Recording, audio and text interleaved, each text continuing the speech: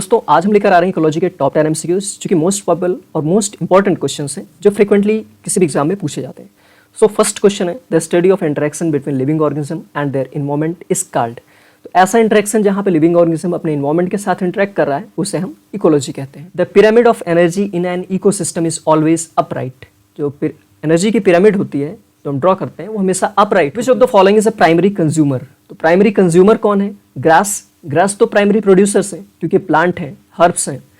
काऊ क्या करता है? ग्रास पे फीड करता है, इसलिए ये प्राइमरी कंज्यूमर है। तो प्राइमरी प्रोड्यूसर पे जो फीड करते हैं उसे हम प्राइमरी कंज्यूमर कहते हैं। Which of the following biogeochemical cycle is sedimentary in nature. Carbon, phosphorus, oxygen, nitrogen. तो फास्फोरस जो है वो sedimentary. Which gas is most responsible for the green house effect. Carbon, nitrogen, helium, oxygen. तो carbon जो है वो green house effect को सबसे ज्यादा promote. Which ecosystem has the highest productivity. Desert, grassland, tropical rain forest, tundra. तो tropical rain forest में क्या होता है? सबसे ज्यादा production. Next question, which type of succession start on bare rocks. तो बेयर रॉक में कैसा सक्सेशन होता है? सो प्राइमरी सक्सेशन होता है bare rocks. Next question, which of the following is not a renewable resource. तो इसमें से कौन सा रिन्यूएबल रिसोर्स नहीं है? Solar, wind, coal, forest. तो कोल एक ऐसा कंपोनेंट है जो नॉन रिन्यूएबल रिसोर्स है।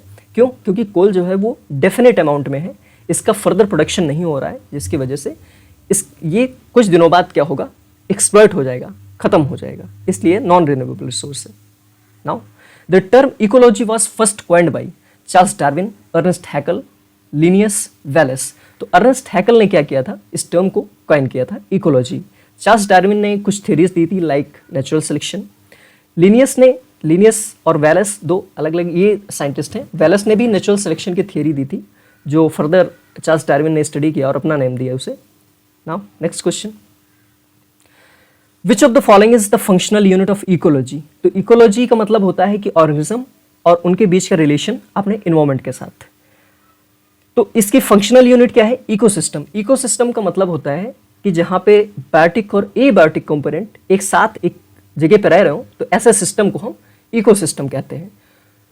कम्युनिटी का मतलब होता है कि जहां पे मल्टीपल पॉपुलेशंस रह रही हों, और स्पीसीज वो है जिनके ग्रुप को हम पॉपुलेशन कहते हैं, और पॉपुलेशन का मतलब है ग्रुप ऑफ इंडिविजुअल स्पीसीज।